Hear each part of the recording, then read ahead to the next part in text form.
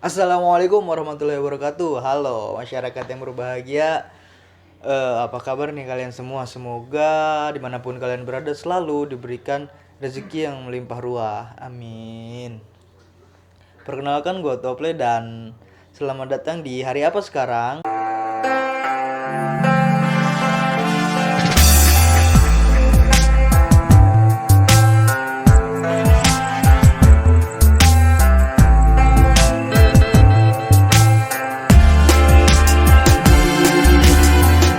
Ya, beberapa hari kemarin, tepatnya pada tanggal 22 Oktober 2022, kita memperingati atau merayakan Hari Santri Nasional, yang mana Hari Santri Nasional ini sangat erat kaitannya dengan resolusi Jihad NU.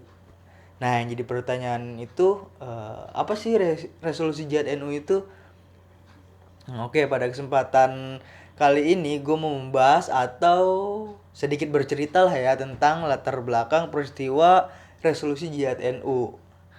Seperti biasa gue memberikan disclaimer di awal bahwa gue bukan yang paling ngerti sejarah, tapi ini sebuah bentuk kepedulian gue terhadap sejarah yang ada. Dan seperti yang gue tahu bahwasannya beberapa tahun ke belakang itu para santri-santri ataupun kiai kurang diperhatikan gitu.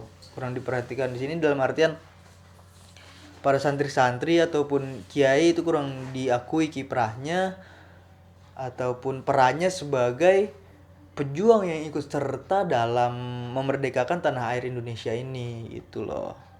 Nah, baru sekitar tahun 2015 kesinilah gitu, sejak HSN ditetapkan, mulai terdengar nih peran santri ataupun kiai bahwasanya mereka ikut serta dalam eh, merebut kemerdekaan serta mempertahankan negara kesatuan Republik Indonesia ini.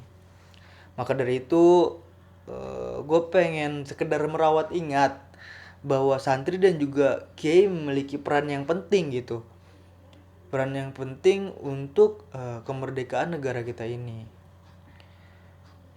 So, tanpa banyak bacot lagi, jangan salpok sama komuk boy yang biasa aja. Siapin kopi kalian bagi kalian yang ngopi dan mari kita mulai.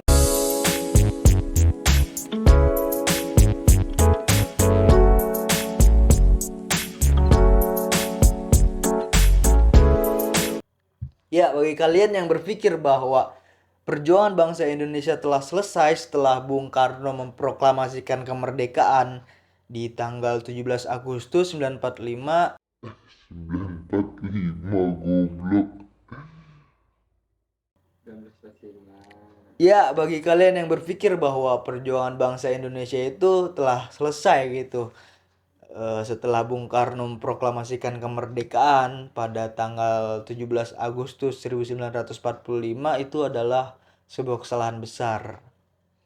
Ya, sebuah kesalahan besar bagi kalian yang berpikir bahwa perjuangan bangsa Indonesia telah selesai setelah proklamasi kemerdekaan di pro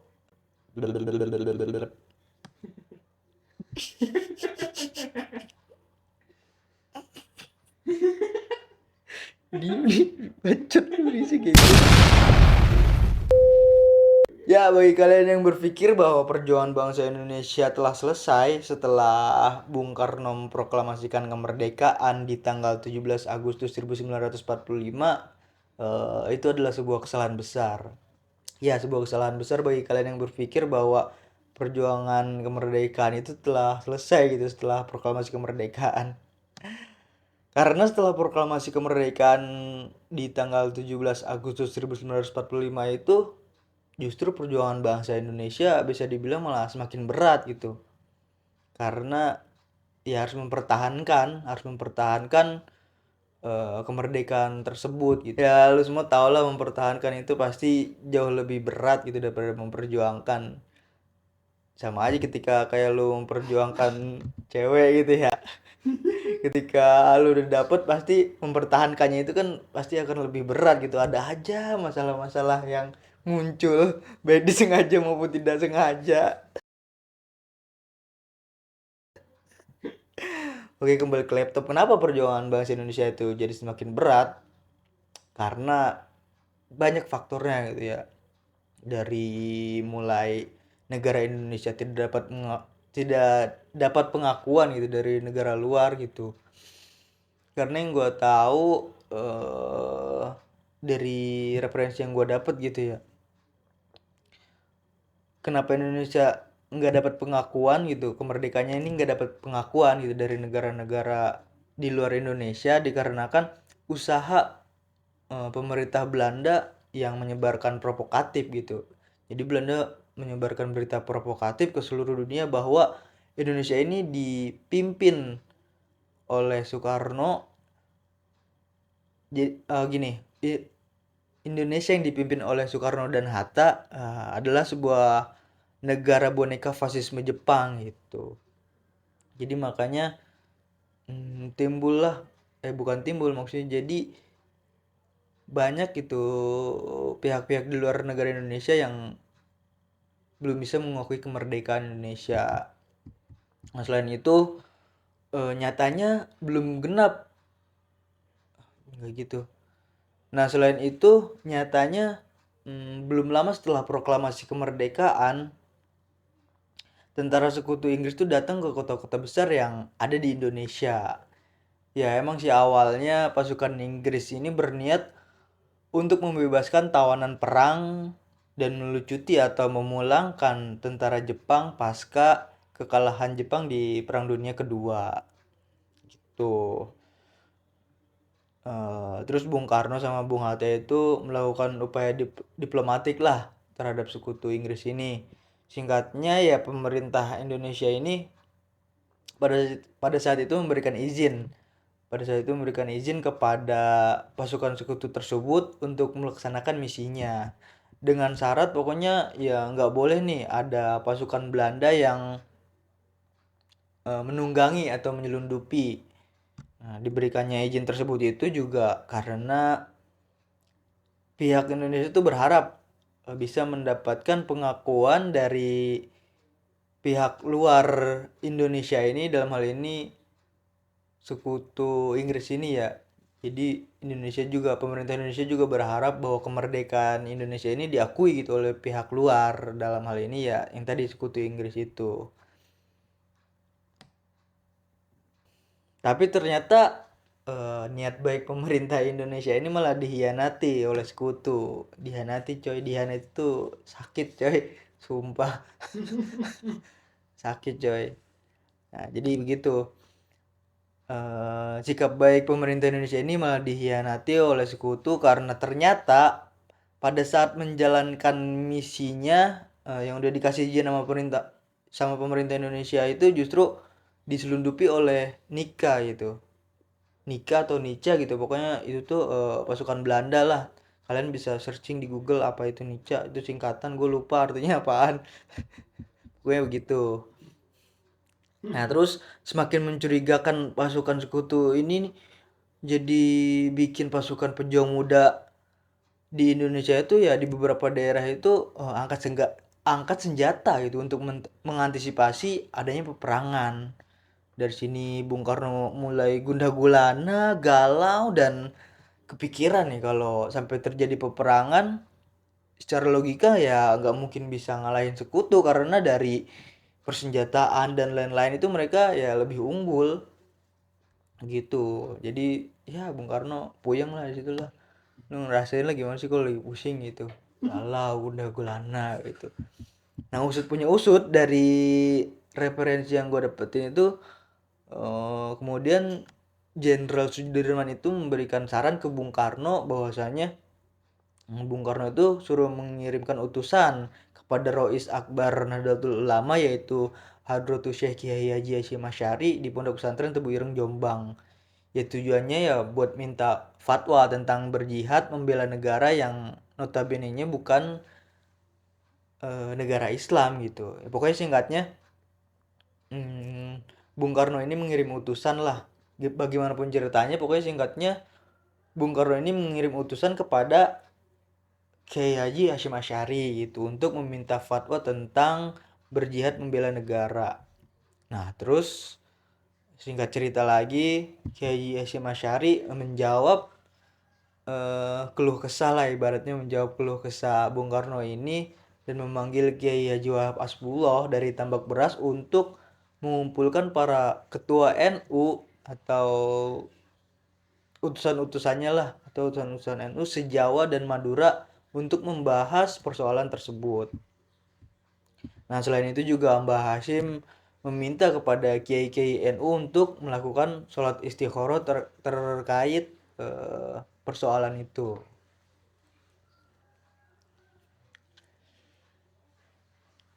Kemudian pada tanggal 21 Oktober 1945, seluruh utusan NU se-Jawa dan Madura kumpul di kantor pusat ANO. ANO itu Ansor Nahdlatul Ulama ya dulu, sebelum GP Ansor itu, sebelum Gerakan Pemuda Ansor, nama Ansor itu adalah Ansor Nahdlatul Ulama, yang kantor pusatnya dulu di Surabaya. Kemudian Mbah Hasim langsung memimpin pertemuan itu dan dilanjutkan oleh Kiai Haji Wahab Hasbullah. Nah, setelah melalui hasil diskusi yang panjang dan mendengarkan hasil istikharah para kiai-kiai NU keesokan harinya, bertepatan di tanggal 22 Oktober 1945, pertemuan itu menghasilkan rumusan yang kemudian dikenal dengan istilah resolusi jihad. Nah, jadi setelah perkumpulan itu tuh, pertemuan ulama atau utusan-utusan NU se-Jawa dan Madura itu kan kumpulnya tak pada tanggal 21 tuh ya. Nah, pada tanggal 22 Oktobernya itu pertemuan itu akhirnya menghasilkan rumusan yang kemudian rumusan itu dikenal dengan istilah resolusi jihad. Nah, di resolusi jihad itu pokoknya intinya tuh setiap muslim gitu, setiap muslim mau tua mau muda, pokoknya setiap muslim yang ada di Indonesia itu hukumnya wajib memerangi orang yang orang yang menentang kemerdekaan Indonesia gitu. Dan bagi warga yang memihak penjajah gitu kan dianggap sebagai memecah belah persatuan, bahkan bisa dihukum mati gitu ya. Pokoknya singkatnya isi resolusi jihadnya gitu, untuk memberikan fatwa tersebut gitu.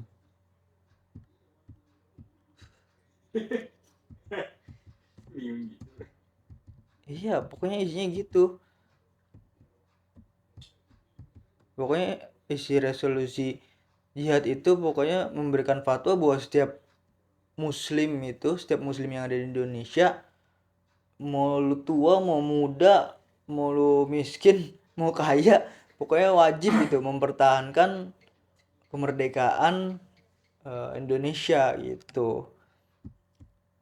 Nah, terus kemudian dokumen resolusi jihad ini ditandatangani oleh Mbah Hashim, terus disebarluaskan lah nih di jaringan-jaringan pesantren, masjid gitu, juga para komandan Laskar Hizbullah di seluruh Jawa dan Madura. Dan dokumen itu juga dimuat di beberapa media lah pada saat itu. Nah, kalau berbicara tentang Laskar Hizbullah nih ya, Laskar Hizbullah itu terbentuk ketika Jepang melatih dan mempersenjatai beberapa masyarakat Indonesia yang disiapkan untuk membantu Jepang nih sebenarnya melawan sekutu Inggris. Tapi berkat kecerdasan dari siasat Kiai Haji Hashim Asy'ari dan juga Kiai Wahid Hasim, pasukan yang disiapkan untuk melawan Jepang itu malah bisa berdiri sendiri gitu, bisa berdiri sendiri di luar Jepang dan dibentuk dengan nama Laskar Hizbullah. Sampai pada akhirnya Laskar Hizbullah ini malah mengkudeta Jepang. Tertipu. Nah, oke, balik lagi ke fatwa resolusi jihad tadi. Jadi setelah fatwa resolusi jihad itu dikeluarkan, selang beberapa hari setelah fatwa resolusi jihad itu dikeluarkan atau dicetuskan lah, beberapa ribu tentara sekutu tuh udah sampai nih ke Surabaya nih, udah datang ke Surabaya dengan persenjataan lengkap. Dan tentara sekutu juga bisa dibilang memprovokasi masyarakat dengan menduduki objek-objek penting gitu yang ada di Surabaya pada saat itu. Oke, balik lagi ke fatwa resolusi jihad tadi. Selang beberapa hari nih, setelah fatwa resolusi jihad itu dikeluarkan atau dicetuskan, beberapa ribu tentara sekutu ini singkatnya datang nih ke Surabaya nih dengan persenjataan lengkap, dan tentara itu juga katanya memprovokasi masyarakat dengan menduduki objek-objek wisata gitu yang ada di Surabaya pada saat itu. Nah, dari situ kan mendengar berita-berita itu, kemudian ribuan santri dan kiai ini justru malah semakin panas lah gitu, semakin panas, berbondong-bondong akhirnya dari seluruh penjuru Jawa dan Madura itu bergerak menuju Surabaya gitu. Ya pokoknya di daerah Jawa Timur itulah, setelah mendengar kedatangan sekutu ini, mereka jadi berbondong-bondong datang ke Surabaya. Sampai akhirnya suasana jadi semakin memanas dan tak terkendali karena resolusi jihad NU tadi kan, jadi semangat memperjuangkan kemerdekaan itu jadi semakin menggebu-gebu gitu.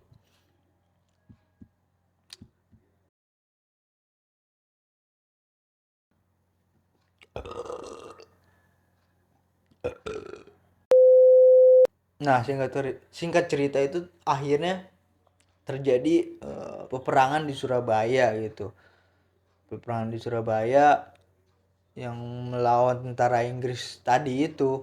Jadi peperangan di situ, ya pokoknya intinya suasana jadi memanas pada saat itu, nggak terkendali gitu karena resolusi jihad NU itu memberikan memberikan semangat yang menggebu-gebu untuk para pejuang pada saat itu. Nah, kemudian eh, akhirnya itu terjadi pertempuran di Surabaya gitu. Paham gak sih lu? Lu muter-muter. Lu tuh mau kemana arahnya? Iya, ke situ. Lu mau ke Malabi? Belum nyampe Malabi ini, coy. Jadi lu muter. Pokoknya singkatnya terjadi pertempuran di Surabaya, kemudian tentara Inggris ini merasa kewalahan lah menghadapi perlawanan di Surabaya saat itu. Nah, terus mereka mendatangkan Bung Karno untuk Surabaya untuk diajak berunding lah, berdiskusi untuk melakukan gencatan senjata gitu ceritanya. Tapi gencatan senjata ini berakhir karena terjadi peristiwa, ya maksudnya ini nggak bisa dikontrol lagi gitu. Semangat Indonesia udah ngejos banget, udah pokoknya harus, iya, harus merdeka ya. Itu udah nggak bisa dikendalin gitu. Akhirnya gencatan senjata itu berakhir karena ada sebuah peristiwa perang yang akhirnya menewaskan Jenderal Malabi. Jenderal Malabi itu ya pemimpinnya Inggris lah pada saat itu. Kemudian pengganti Jenderal Malabi ini bisa dibilang mengultimatum laskar pejuang dan tentara-tentara Indonesia ini, atau masyarakat Indonesia lah, agar menyerahkan senjata kepada pasukan Inggris yang diberi waktu paling lambat itu tanggal 10 November 1945. Kemudian Inggris mengancam kalau sampai nggak nyerahin senjata itu gitu, Inggris bakal ngancurin Surabaya gitu. Paham nggak lo? Paham gak, masa gitu aja nggak paham sih? Jadi pokoknya setelah Jenderal Malabi tewas digantiin sama jenderal yang lain, lupa gue namanya, kalian bisa cari sendiri dah. Digantiin sama jenderal yang lain. Nah, jenderal yang lain ini mengultimatum masyarakat Indonesia lah gitu singkatnya. Mengultimatum masyarakat Indonesia untuk menyerahkan persenjataan itu kepada pasukan Inggris gitu. Nah, setelah itu dilakukan gitu, setelah mengancam masyarakat Indonesia kalau kalau nggak memberikan senjata itu bahwa Surabaya akan dihancurkan gitu. Terus flyer-flyer disebarin gitu kan, pamflet-pamflet disebarin. Pokoknya Indonesia itu dikasih waktu sampai tanggal 10 November 1945 untuk menyerahkan persenjataan. Ya udah kan, jadi mendengar ancaman itu para pejuang Indonesia ya makin marah besar lah gitu. Apa-apaan itu anjir, kayak gitu maksudnya. Jadi semakin, wah udahlah pokoknya semakin marah gitu. Terus pada saat itu Bung Tomo juga dengar berita itu kan, ya dengar kabar itu, akhirnya Bung Tomo sowan gitu. Sowan lah bahasanya. Sowan ke Mbah Hasyim, beliau minta izin untuk lebih menyebarluaskan resolusi jihad ini melalui radio gitu. Ntar cuplikannya gue kasih dah. Cuplikan waktu Bung Tomo mengudara, anjay, menyiarkan resolusi jihad itu melalui radio gitu. Nah ya udah, singkat cerita, setelah resolusi jihad itu semakin disebarkan, fatwa resolusi jihad itu semakin baik yang tahu lah, semakin menggebu-gebu pula hasrat masyarakat Indonesia untuk memerdekakan tanah air ini, sampai akhirnya terjadi pertempuran pada 10 November 1945. Nah gitu, ntar untuk pertempuran 10 November 1945-nya kita bisa bahas lain kali lah, nanti Ya, di 10 November. Nah, jadi sekarang. Tapi intinya gini, tanpa resolusi jihad itu ya mungkin nggak bakal ada kejadian di 10 November gitu, yang saat ini kita kenal dengan Hari Pahlawan ya. 10 November itu bisa jadi gitu, bisa jadi nggak ada Hari Pahlawan atau peristiwa 10 November ini tanpa adanya resolusi jihad gitu. Jadi ini sangat gue tekankan bahwa yang tadi gue bilang di awal, sekedar merawat ingat bahwa santri dan para kiai juga memiliki peran penting, memiliki andil gitu dalam kemerdekaan bangsa kita ini gitu. Ya mungkin cukup segitu aja ya yang bisa gue sampaikan. Mudah-mudahan kalian paham dengan apa yang gue sampaikan. Kalau nggak paham, kita bisa diskusi di kolom komentar, ataupun kalau ada yang bisa kalian tambahin silahkan tambahin. Dan kalau misalkan ada yang kurang berkenan di hati kalian, mohon maaf ya. Pokoknya intinya itu dari gue, mohon maaf apabila ada kata-kata yang salah. Sekian, gue akhiri. Wassalamualaikum warahmatullahi wabarakatuh. Awali dan akhiri setiap pidato saudara dengan menyebut kebesaran Allah. Allahu Akbar, Allahu Akbar, Allahu Akbar. Kita tunjukkan bahwa kita ini adalah benar-benar orang yang ingin merdeka. Dan untuk kita, saudara-saudara, lebih baik kita hancur lebur daripada tidak merdeka. Sebelum kita tetap merdeka atau mati. Dan kita yakin, saudara-saudara, pada akhirnya pastilah kemenangan akan jatuh ke tangan kita. Sebab Allah selalu berada di pihak yang benar. Percayalah, saudara-saudara, Tuhan akan melindungi kita sekalian. Allahu Akbar, Allahu Akbar, Allah.